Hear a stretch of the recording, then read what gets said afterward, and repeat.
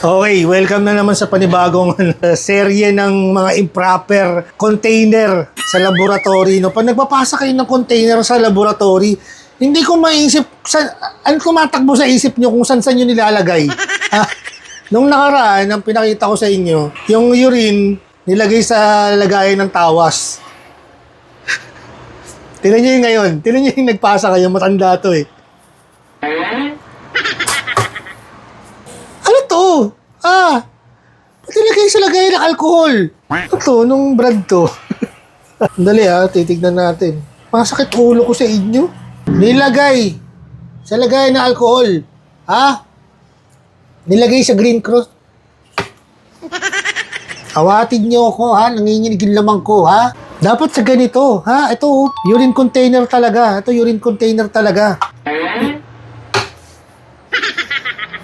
Kita nyo, Ito yung si Aling Bagang. Galit si Aling Bagang, Galit na galit. Ginawa niyo pang disinfect, Sabi ko sa inyo, hingi kayo sa laboratory, di ba? Kunwari, punta ka sa mga private laboratory, sa hospital. Punta ka doon, tas may CR naman doon ka na umihi. Humingi ka, libre lang. Libre lang yan, yung lalagyan.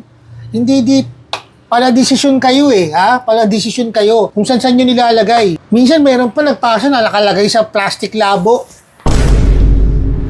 Kakagigil kayo, reject ka sa akin, reject ka sa akin. Kailangan sa tamang lalagyan po, Para tama yung resultang maire-release namin. Para sa inyo yun Para sa inyo yun,